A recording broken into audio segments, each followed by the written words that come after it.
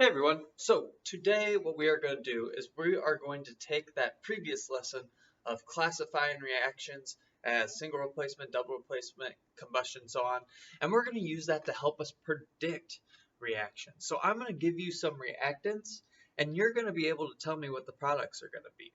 And we're going to be able to start seeing some patterns, and this is going to be something that is really important, could be challenging sometimes, but that you guys will be really good at once we're done. So first of all, let's talk about each classification that we talked about in our previous lesson and how that will help us predict reactions. So this type of reaction, right off the bat, what kind of reaction is this? Is this single replacement, double replacement, synthesis, decombustion, or decomposition or combustion? Well, I'm looking at this and something right off the bat should tell me that it is combustion. O2 on the left side always means it's combustion. And if you remember my previous lesson, if you ever see an O2 with the CH4, a hydrocarbon, okay, so it could be C2H6, C3H8, or CH4, it's always going to produce CO2 and H2O. So this is one of your easiest ones to predict, are combustion type of reactions. Whenever you see a hydrocarbon O2 on the left side, it makes this CO2. And of course we gotta balance it just to make sure that we are doing things correctly. Another example you might see of this is something like C2H5OH and O2. Once again, this is a hydrocarbon.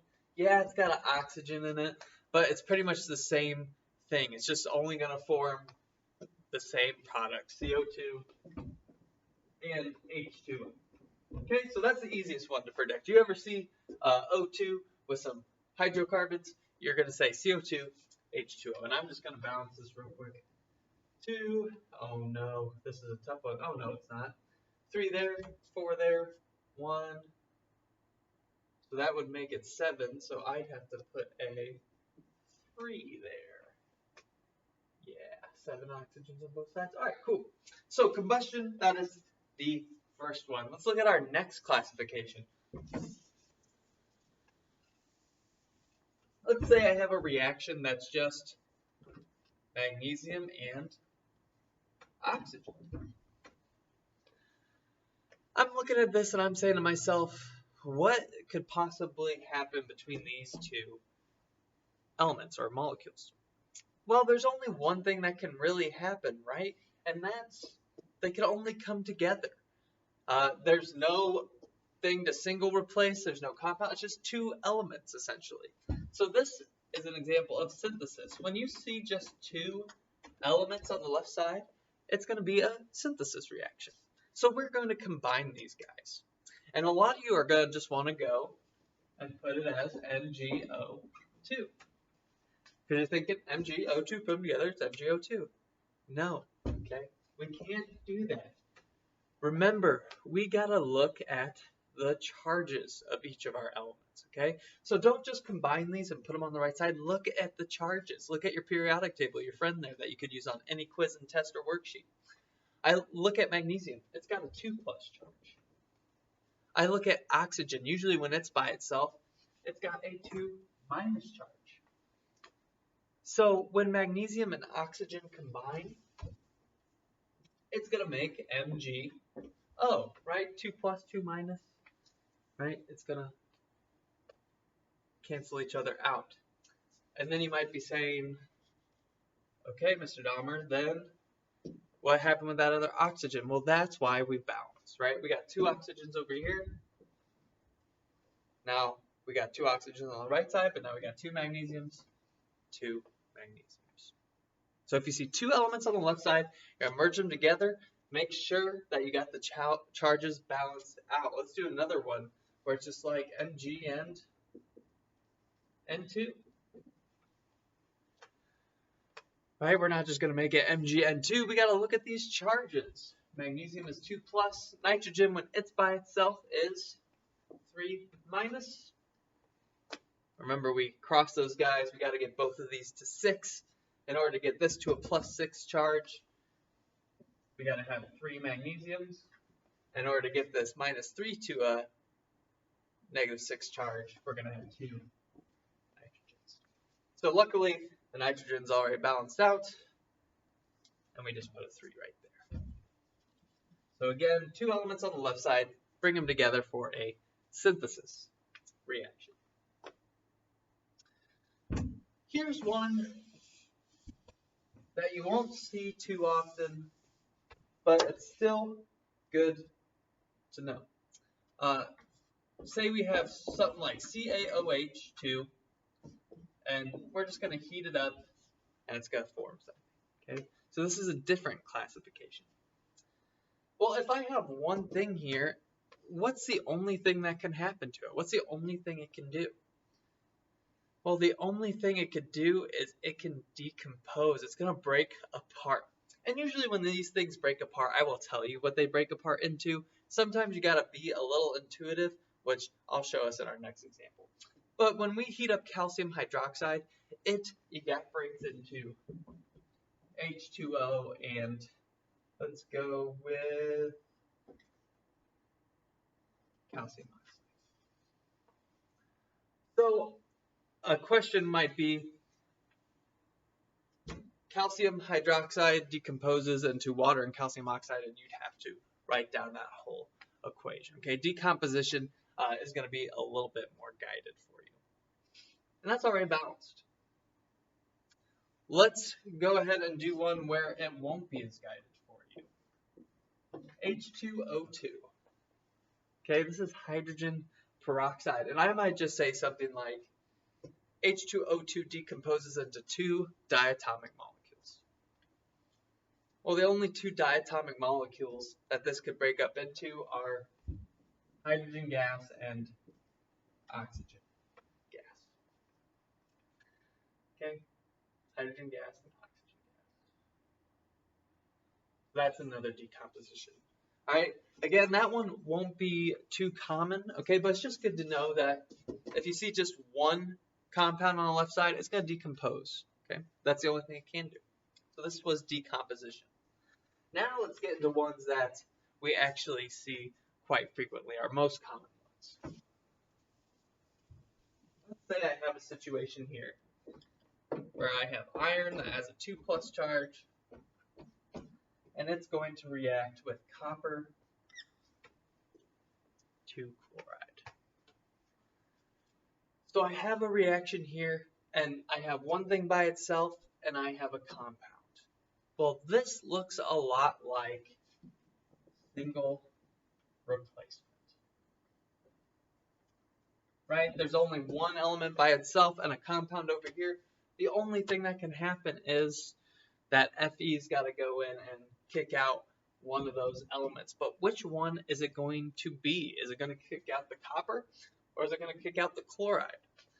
Well, the way we do that is we look at the charges, right? So I'm looking at copper, and I'm looking at chloride, and I look on the periodic table, and I see that copper is a transition metal, so it could have varying charges. It could be +1, +2, +3, so on. Chlorine, though, has a fixed charge. It is a halogen, and it has a fixed charge of -1, right? All halogens have a -1 charge.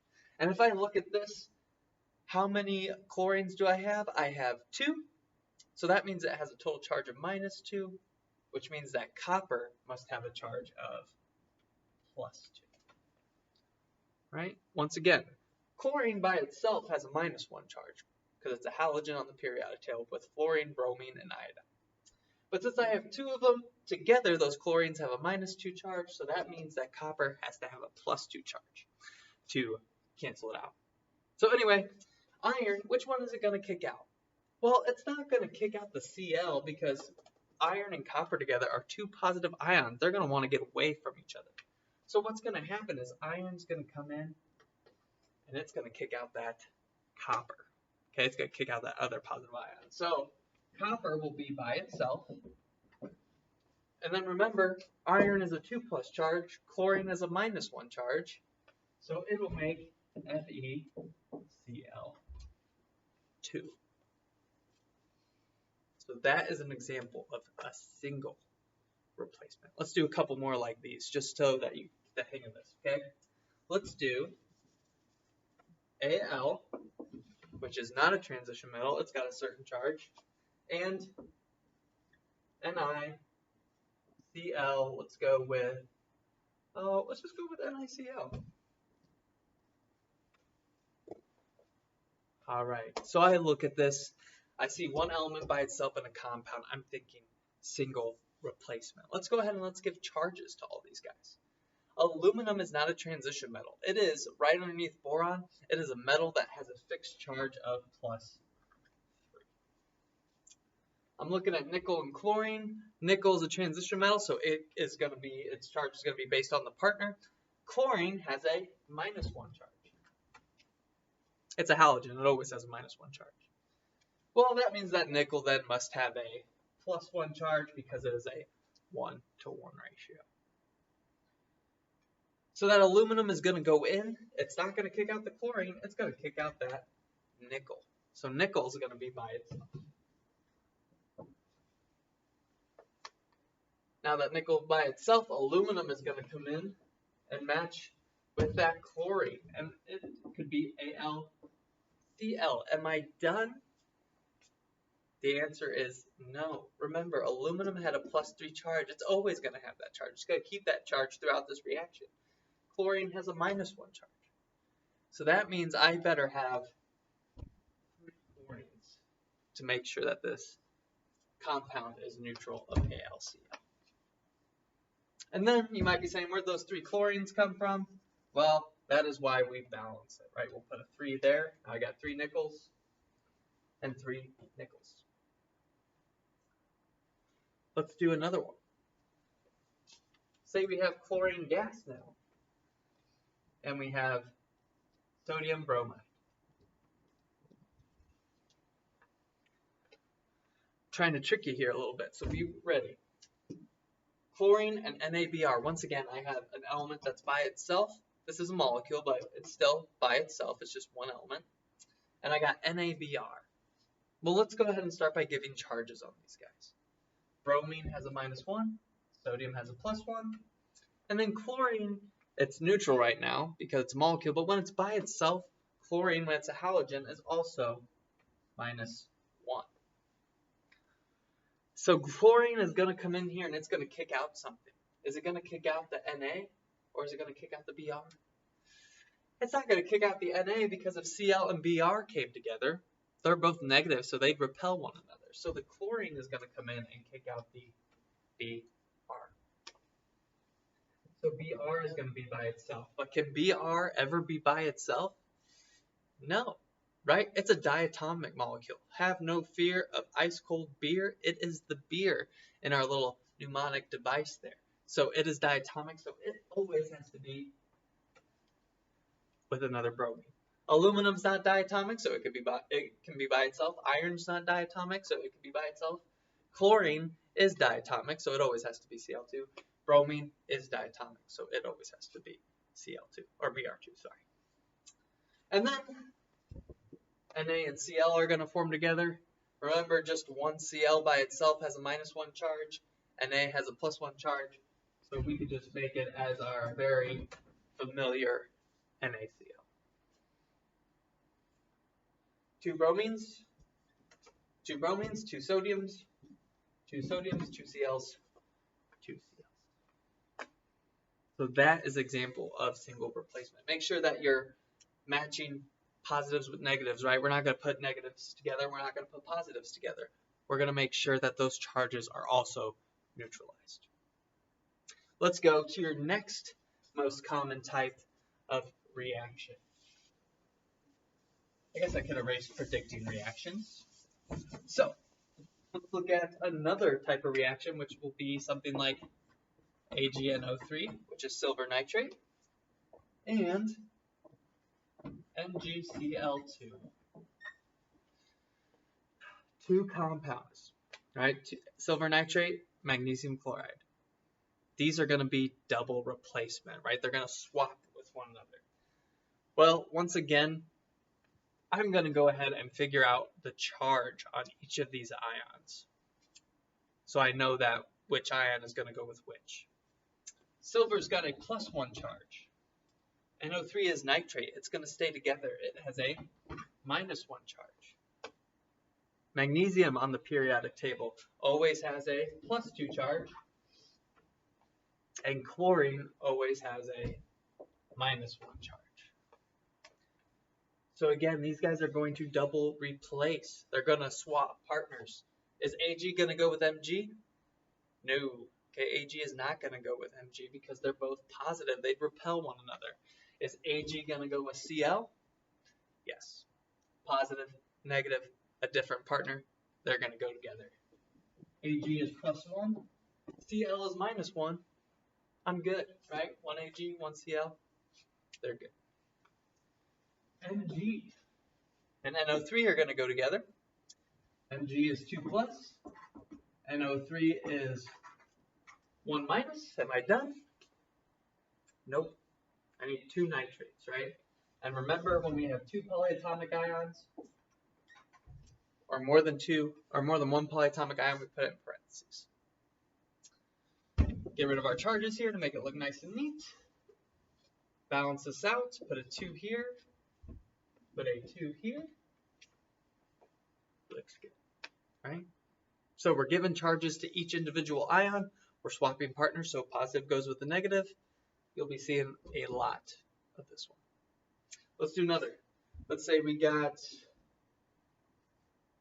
AlCl3 and Na2SO4. AlCl3, Na2SO4. Silver nitrate, use that to make mirrors. They probably actually use something like aluminum nitrate or something like aluminum chloride. A little bit cheaper. They don't have to put silver on mirrors. They can put something like aluminum on mirrors. Sodium sulfate, just like a salt, okay, not too common. I believe it could be used as like an Epsom salt, but I believe your Epsom salt that you use at home is magnesium sulfate. So anyway, let's go ahead and let's break down these individual ions and give them their charges. Aluminum has a +3 charge. It's not a transition metal, it's just got +3. Chlorine is a halogen, it always has a -1, we're familiar with that. Sodium is an alkali metal, it has a +1 charge. Yes, there's 2 of them and it has a +2 charge total, but we only care about the charge on the individual atom. And SO4 is a polyatomic ion sulfate of 2- or -2 charge. And once again, this is double replacement because we got 2 compounds. It's the only thing they can do. We're not putting aluminum and sodium together because they're both positive. We're going to put aluminum and sulfate together. And aluminum +3, sulfate 2-.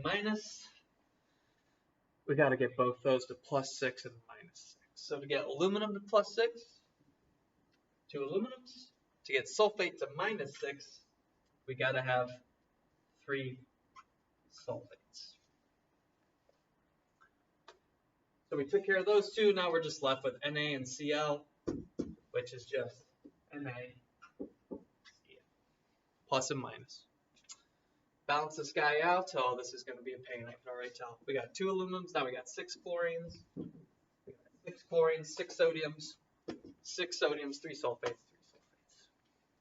I know I make it look easy, but you'll get practice and you'll be good at it too. Okay. So that is double replacement. Okay, swapping products or swapping ions. Positive goes with negative, negative goes with positive. And last one, since I'm running out of time. Go to the next one, which is another double replacement reaction, but is more structured, are our acid-base reactions. Remember, acid-base reactions, okay? Acid starts with an H, base ends with an OH. What is the one product that acid-base reactions always form? It's always the same, H2O. So we're always going to have H2O. And in your reactions, that will take care of the hydrogen and the OH. So whatever you're left with is going to form your second compound. It's a salt. Na, remember, has a +1 charge. Chlorine, remember, has a -1 charge. So your remaining compound is going to be Na. I erased all my marks, and I look to balance this guy.